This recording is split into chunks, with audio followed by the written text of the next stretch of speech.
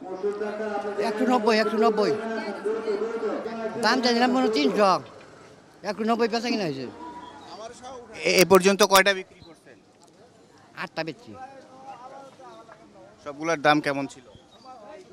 80, 90, 70 আছে, 100, আবার 60 আছে। এটা এক কোয়ালিটি কিনা তো না গরু। থাকবে কেমন? ভালো নাপ নাপ আছে এই মেলার, এই মেলার নাপ নেই। চালানটা কত গেলে কত গেলে নাপ হয়েছে, কত লাভ আছে? কত গেলে চালানটা আছে, কত গেলে চালানটা আছে, কত গেলে নাপ আছে। এইটা লাভ কত? এর নাপ 2-3 টাকা পারবো। হ্যাঁ, দামের ক্ষেত্রে আমি খুব রিজনেবল প্রাইস। আমি নিয়েইতে করছিলাম 2 লাখ টাকার ভিতরে একটা গরু কিনবো, তা আমি 2 লাখ টাকার ভিতরে কিনছি। 1,90,000 গরুর দাম, আর ওই যে 9,500 টাকা হাসিল। ওনাকে নেওয়া ওরা 1,000 টাকা দিতে হবে। যাক, 2 লাখ টাকা আমার হয়ে গেছে। I am fully satisfied. গরু কেনার ব্যাপারে আমি খুব খুশি। আমার গরুরা যেন আল্লাহ এই কোরবানিটা কবুল করে, আপনারা দোয়া করবেন। হ্যাঁ, পারবেন না? দেখেন দেখেন দিবেন না? মুরব্বী, আপনাকে আমার ভাই বলে দিছে, এত ডিফারেন্স ই করে দেন, বুঝেন নাই? আপনাদের কথাও ভালো লাগছে। ওই যে কইলাম একটা কথা, আমরা যা চাই তাও বিক্রি হবে না, আমরা যা চাই তাও বেচা হবে। হ্যাঁ, তাইলে আমরা হ্যাঁ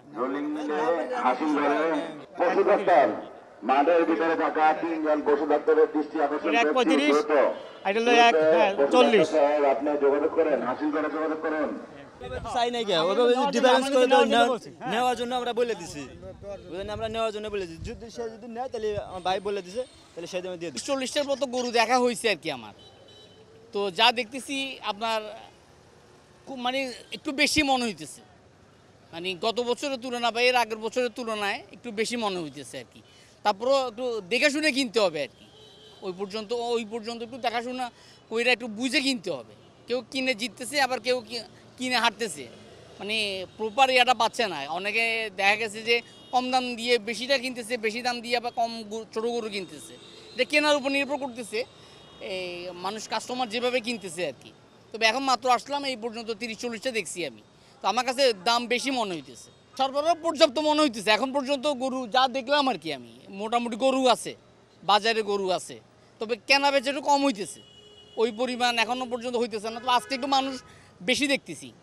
ব্যবসায়ীদের বেশি দাম চাওয়ার মানসিকতা কেন? এটা কেন মনে হচ্ছে যে? এটা আমার কাছে মনে হচ্ছে যে মানুষের আনা নেওয়া খরচ, তারপরে গরুর গবাদি পশুর খাদ্য, এটার দাম বেশি, হয়তো এই কারণে হয়তো দাম বেশি মনে হইতেছে আমার। হ্যাঁ মামা, আমি গরু কুষ্টিয়ার থেকে নিয়ে আনছি, মিরপুর থানা মালিহাত ইউনিয়ন আমাদের বাসা। এক গাড়ি গরু নিয়েছি 14টা, কিন্তু গত 5 দিনের কোনো রকম আসল দাম বলতেছিল, কিন্তু এখন তো সে দাম আর বলে না, অনেক কম। যে গরু কিনছি 2 লাখ, সে বলছে এখন 1,20,30। কিন্তু আমরা তো মনে হয়েছে খুব একটা ক্ষতিগ্রস্তর ভিতরে। এইভাবে দাম বললে আমরা এটা খুব ক্ষতিগ্রস্ত ভিতরে। গতবারও এই হাট থেকে আমরা খুব ক্ষতির ভিতর পড়ে গেছি, কিন্তু এবারে সেই অবস্থায় কোনো আমরা ভালোর দিকে দেখছি না।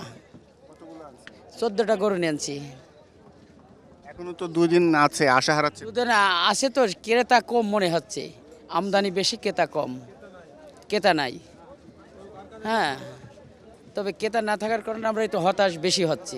এই গরুটা চাচ্ছি আমরা ওই 2,20,30,000, আমাদের 2-এর ওপরে কেনাই, কিন্তু অল্প 2-10 হাজার ফারাকের দাম চাচ্ছি, তাও খরিদার দাঁড়াচ্ছে না।